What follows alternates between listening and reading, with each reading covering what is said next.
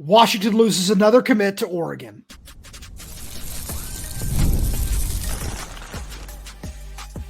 You are Locked On Huskies, your daily podcast on the Washington Huskies, part of the Locked On Podcast Network, your team every day.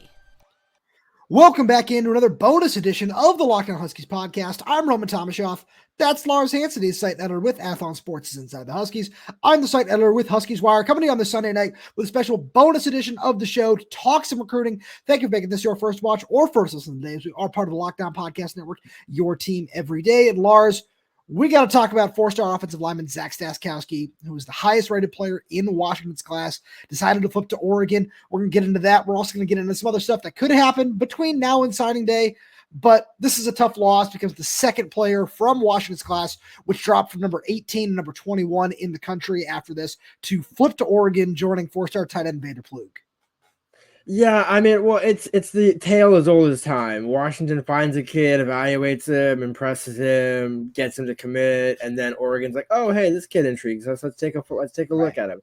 And one of the craziest part is, and again, Oregon, the brand is always going to be national. They're never going to, necessarily look to dominate it. They want to get in-state guys, but it's like they're going to be looking at, who are the top 5 guys ranked in the class. And for the longest time, when he was committed to Minnesota and briefly for a time when he was committed to Washington, he was not very highly ranked, and then out of nowhere, it's like, if you build it, they will come, and it just gets like a 500 ranking boost on 247. I'm joking a little.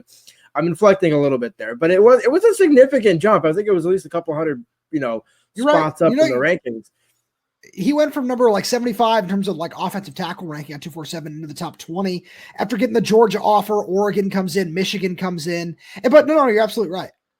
And so it's like, okay, so on one hand, it's not a knock on UW because it's like, look, I mean, you can identify people in other schools that are even higher ranked than you, identify them later, have to come around and, say, hey, we were looking at other guys. You wanted the 5-star, couldn't get the 5-star, so we'll take the high 4-star. And, that's just kind of the nature of doing business. So it's a good sign that UW is able to develop those things early on. The problem is just, you got to find a way to keep some of these guys. Now, in the case of Stascausky, we kind of saw the writing on the wall. He's a kid from Central Catholic in Portland. Oregon saying, hey, you know what? We'll make you a priority. We want you to stay. But, and it kind of doesn't help that Oregon's current left tackle is from the state of Washington. And, Josh Connolly, had a pretty great game against Washington last night. And so you just kind of think about all the factors into it. It's unfortunate, but I mean, to your point, they only go from 18 to 21. It's not like you're going from 18 to 35. And he was like, no, again, no, it's a significant loss. I'm not trying to downplay it, but it's not like we have no offensive linemen. This was the linchpin only hope. It's that's why you wanted to build up the depth with Jack Schaefer and some of these other guys. And Lowen could end up being a very good contributor and starter down the road as well. And so it's not to say that, you got to just get 4 stars and not develop guys. It's, it's a mixed bag there. Right. The optic, it's bad on a couple of levels because nothing you said is wrong. I completely agree with you. I'm a huge fan of Jack Schaefer, Jake Flores, Lowen Coleman-Brusa, Peter Lange. This is still a really solid offensive line class. There are still some really good players in this class, but and Jack Schaefer is a solid headlining piece in my opinion. I watch that kid's film and I say, yeah, that's a true road grader, run blocker that could really mulch people in the Big Ten. I love his film, but you look at it where this is one of the highest rated offensive linemen on the West Coast. That part of it sucks. It's something where I look at the talent identification aspect of this and I say, you did a really good job getting on him early, getting the flip, but then holding on to him where it's been kind of poor down the stretch in terms of finding ways to hang on to some of your top guys, where this was the second highest ranked recruit in UW's class, according to 247 Sports. It was Aegis Ready Sale and then Zac Stascausky. That part of it, not great. You don't love the optics of it, especially, you talk about Vander Ploog, the same light. You lose those 2 guys, and losing them to Oregon, 24 hours after what we saw on the field, it's just rubbing salt in the wound at a certain point. Yeah, exactly. Where all of that is just, it's a bump that. There's no way to sugarcoat it. But Lars, we got so much else that we want to make sure we talk about with this, but we're gonna take a quick break real fast. which we'll get to right after a message from our good friends over at FanDuel. Get ready to tackle the NFL action with FanDuel, America's #1 sports book.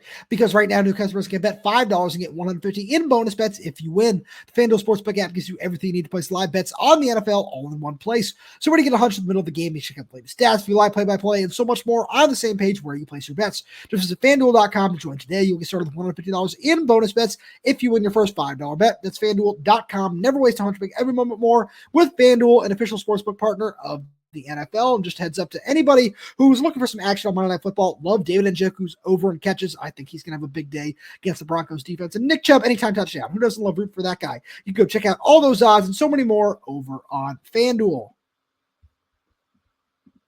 Lars, when I look at this class, like it's the optics of this, right?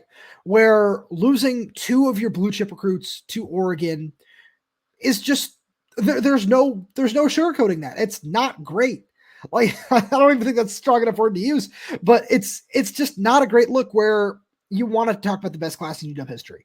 And you and I love this class. We think this is a really, really strong class that is a significant building block for Jedd Fish for what he wants to do with this program. But losing two of your 4-star guys to Oregon in the span of 2.5 weeks, let's call it, is just not great. No, and I mean, the instant reaction that we've gotten on Twitter, that I've gotten on Twitter, is it's like, well, it's about who you replace them with, which I know I'll let you touch on that a little bit later on. But it's more like, you talk about Vander Ploog, and then we both like Austin Simmons, and we think his projectability is good and things like that.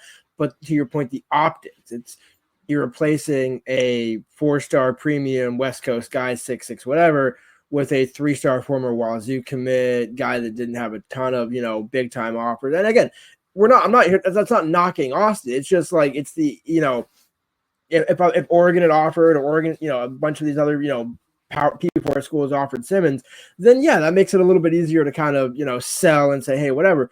But it's really about the development at the end of the day. And that's kind of the hard position that Washington is in year one, especially.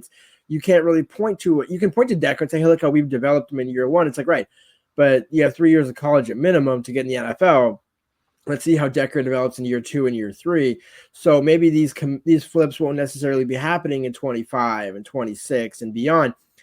And it's kind of just the position that it's literally the story of Jedd's first year at Washington. It's the position he inherited, where it's, okay, you're kind of playing catch up to everybody else. Oregon is already that team that kind of had their roster built, and you're now, piecing everything together. And you've done a great job at it. I mean, the class we love, like you said. So it's not bad. It's not like Jedd's reaching and kind of scrounging, but it's kind of like he's still in the position of playing defense and fending guys off versus being in a power position that they could be in 25, which is, hey, we want to go flip him, and him to add to our already elite class. Like you get Ensutafa, you get all these other big guys early on and say, no, we keep them, but we're flipping a Stascausky level. We're flipping a ZRS level on the defensive side. I'm not saying ZRS is flipping. I'm saying if you go on defense, you can make the same sort of argument in year 2. That's a lot easier to do than in year 1. So I agree with you, and that's one of the things that I'm curious to see what it looks like going forward. But it's one of those things where, like, obviously you can't do that with the 24 class since most of them have already signed by the time Jedd takes the job. But you want to see that down the stretch where, like, we're going to get into it, but if you're able to flip another offensive lineman to hold play, like just to hold that place in terms of Stascausky, we're probably not going to be the same level of prospect. But if you can flip somebody to take that spot, and let's say you are able to get Donovan Olugbode, like, would you call that a solid end of the class? Like, I think I'd be comfortable with it, but I think there's still room to grow. Absolutely, yeah. And I was gonna say, it's like we kind of have to wait till, again, we hear things, or we can say, hey, like maybe potentially watch out for this, but it's almost like it has to happen first. Kind of like, well, you could have hung on to Stascausky. He hadn't flipped. We had heard the rumors for a long time. It was in the works for a long time, and then day finally comes on Sunday evening, where he makes the news official. And so it's all these balls are in motion. That's why when Andrew Marsh and Donovan Olugbode came to the UCLA game, and it's like, okay, late in the season, those are two guys where, they might not flip that afternoon or that evening or even the next day. But if you can flip a 4-star receiver from the SEC in Missouri, who, Eli's doing his thing down there, and those are all those selling points that you can now say, hey, you know what? yeah, you had some bumps in the road, but there were speed bumps, not potholes that ended up careening your entire car and you have to, lose your engine and everything falls apart and you're stuck on the side of the road. It's no, we had a few bumps in the roads. We just had to go off-road a little bit. And by the way, could you imagine Brennan and Jedd going off-roading? I can imagine Brennan going off-roading, which I think is an absolute sight. That's a whole separate podcast, man. that is something, but I love the reference that you're making there, because I think that's a great point where it's okay to be mad about this, right? Where we're never going to say, oh, losing a guy that's ranked in the top 200, losing one of the highest ranked class, like members of your class, is okay, because there's no situation where that is. But I love the point that you're making, where the point has been it's always about the long term. And if you find a way to, or because I think Peter Lange is a really solid piece, where that's Washington's most recent offensive line commit. Easton Tafa, obviously in the 26 class, like that's another really, really good piece.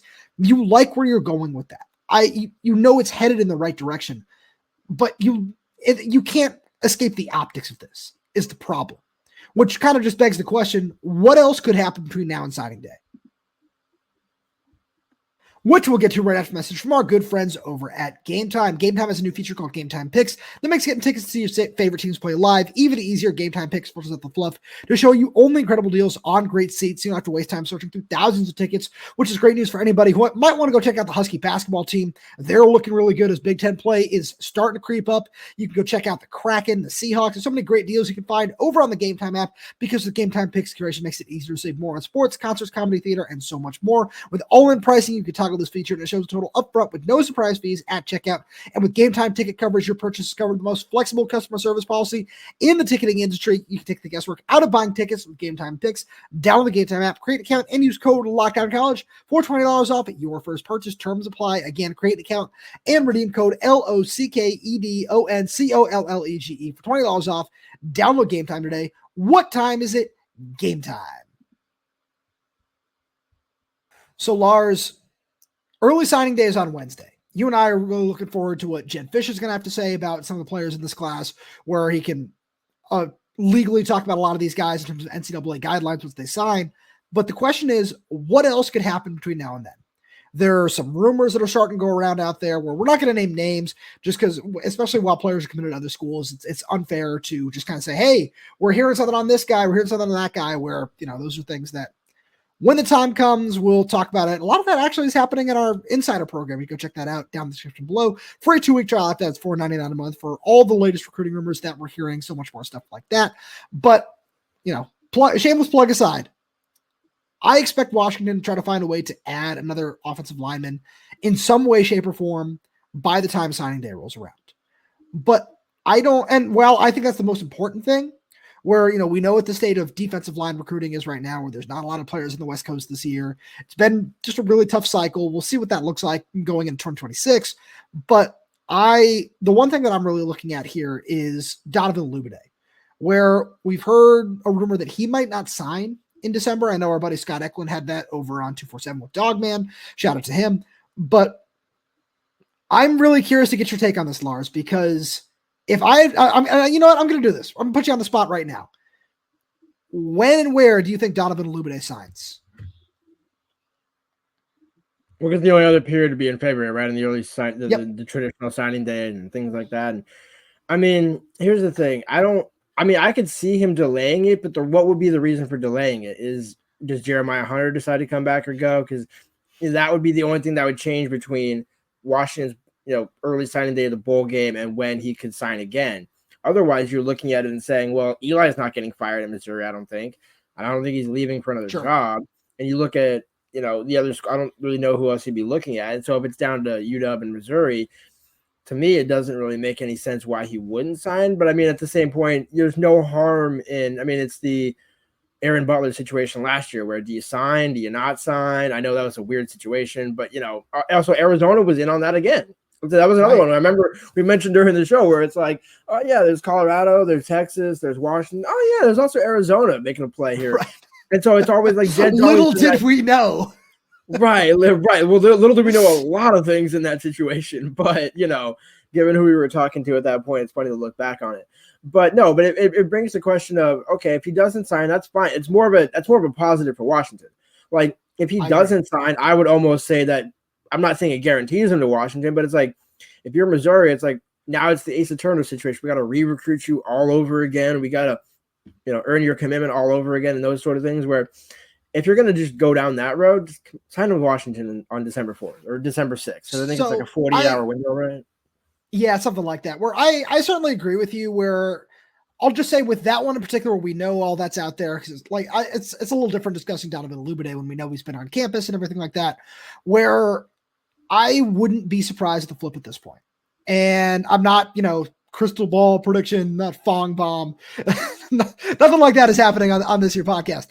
But when I look at what the situation is with Donovan Olugbode, I think that Washington is putting on a full court press to try to get a guy like that. We know Jedd Fish's signature is, hey, let's get a guy like that in here early. You did it at Arizona with Tyrone McMillan. Kevin Cummings did a great job with that one. And obviously look what that guy's turned into.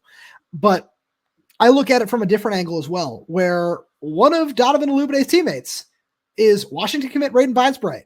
And they haven't necessarily played a whole lot together this season at IMG because Raiden broke his collarbone.